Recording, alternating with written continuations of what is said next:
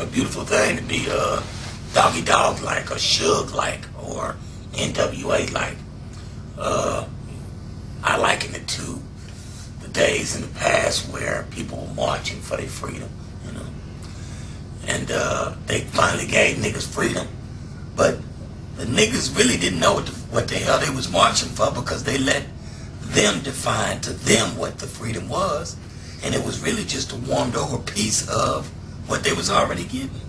When they started highlighting the niggas, then being a nigga, then them being niggas, they stopped being niggas to the world. The guys on the street wanted to be like them, and then they started being more glamorous, and it took all the real shit out of the shit, in my opinion. But a lot of this shit was you know, a lot of frosting on a lot of the stuff too, you know. People will really go overboard when they explaining this shit, you know. It was Suge in the corner and 5 snakes, and he stepped on all the snakes first, and then he grabbed Jimmy Iovine by his neck and slung him way over there, and then he grabbed 3 ninjas and bit them off like a thing and threw them over there, and they blew up, and, you know. I don't know if it was necessarily Michael Harris's phone, and you're not supposed to top the phone. It was just a line he called on. Yeah, it was just you was just in a building where Suge was. And when Suge say don't do that shit, you know, there's a 300+ pound nigga, you finna tell. And it wasn't just a phone. The dude looked up at Suge and said, say, man, I'm from Philly, don't be coming at me with all that gangbang shit. Suge say, okay. Wasn't no arguing and all that crazy shit. Wasn't none of that. And I was sitting right over there drunk. And I was thinking to myself, man, shit, that now. I seen him go down the elevator. But he going down there to get a paper. And you should have seen the look on them 2 niggas' faces.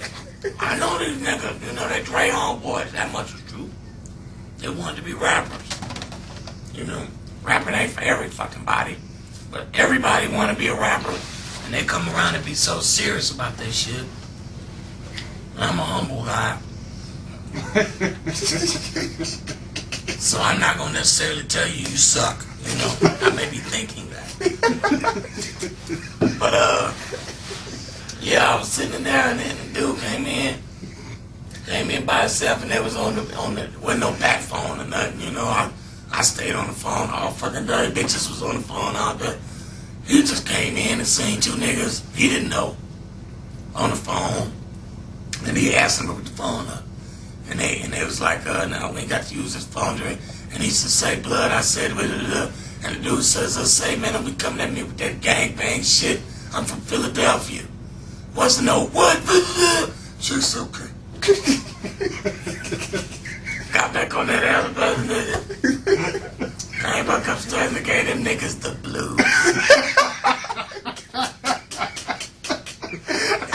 The dog is, I'm telling you.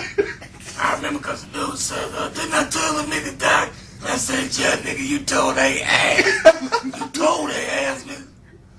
I remember that for Meech, Suge, Jewels, and them 2 niggas rode down the elevator together and left. We was all dressed and they was in their drawers. I'm not lying to you, I swear. Right?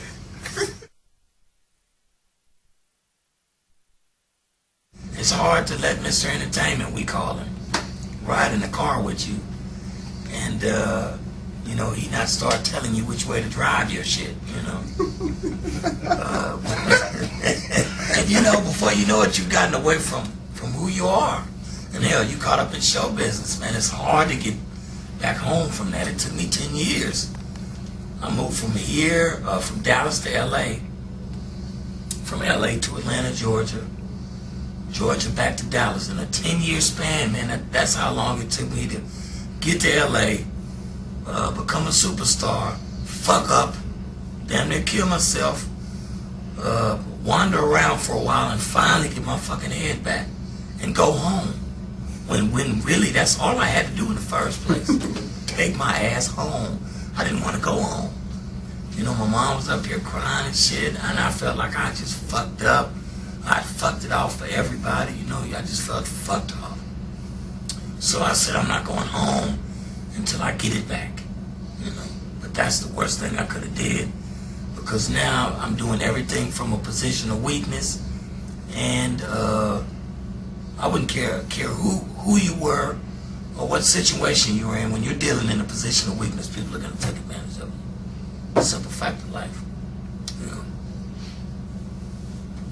But I made it, and I made it. I still look good. I'm still very pretty. Like Ali would say, I'm probably the prettiest one out there. Now, I went through that for a long time where the women, everybody was like, you know, as soon as I open my mouth, people are like, don't worry about it, don't talk. The only difference in my point of view, as opposed to anybody else's, I am freely willing to admit that I was, 1, fucked up, 2, fucking up, and 3, fucked up fucking up. You know what I mean? I wasn't the angel in this picture by any means. I stumbled and fell a lot of different ways. You know, I did a lot of fucking up for a young Texas guy. But I was raised up in the church as a young dude, so I had something to fall back on. I'm the only one that'll tell you the truth. You know why? Because I don't give a fuck. I was fucked up. Ask any of those other guys was they fucked up, they'll never tell you, yes, we were. You know why? Because nobody likes their shit, their dirty laundry out in the street. Me, the only way I can get back to being the shit is to get this shit off of me. That means tell somebody something. Get the shame off, you know, dust the shit off, and get back out there and be myself. That's why I fucked up trying to be a thug nigga, a thug like me. Not a thug nigga, I'm an introvert, I'm a reader. I knew Death Row, I knew we were the best in the game at that time. I didn't know we was $400 million the best.